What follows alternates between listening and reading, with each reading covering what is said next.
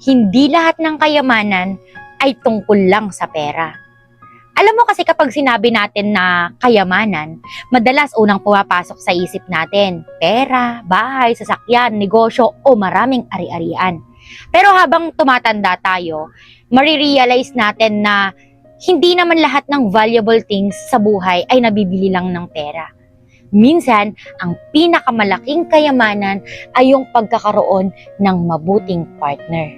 Yung taong hindi man mayaman sa pera, pero mayaman sa pagmamahal, respeto, loyalty at malasakit. Imagine mo, marami kang pera pero wala kang peace of mind. May malaki kang bahay pero wala kang masayang kasama. Marami kang ari-arian pero wala kang taong tunay na nakakaintindi sa'yo. Hindi ba mas masarap magkaroon ng partner na kapag pagod ka, nandyan para makinig, kapag may problema ka, hindi ka agad iiwan, kapag nagkamali ka, tuturuan ka, imbes na ipahiya ka. And that is also kind of wealth. Ang mabuting partner ay yung taong kasama mo. Hindi lang kapag maganda ang buhay or mood mo, kundi pati kapag mahirap na ang sitwasyon. Yung hindi lang interesado sa kung magkano ba ang kinikita mo, kundi interesado rin sa kung paano kayo parehong makakabuo ng magandang future. Kaya huwag nating sukatin ang worth ng isang tao sa laman ng wallet niya. Dahil may mga taong maraming pera pero kulang sa respeto.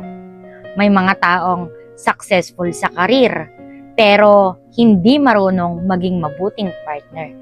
At may mga taong simple lang ang buhay pero kapag minahal ka, buong puso at buong katapatan ang ibinibigay.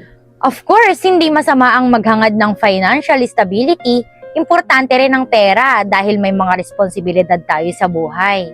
Pero sana, habang naghahanap tayo ng taong makakasama, hindi lang financial status yung tinitignan natin. Tignan din natin ang character.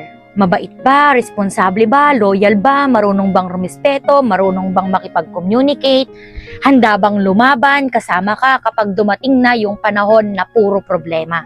Because at the end of the day, money can buy comfort, but it cannot guarantee genuine love, loyalty, and peace. Kaya kung blessed ka na may partner na hindi man perpekto at hindi man mayaman sa pera, pero araw-araw kang nire-respeto, sinusuportahan, pinapahalagahan, at hindi ka iniiwan sa panahon ng pagsubok, alagaan mo.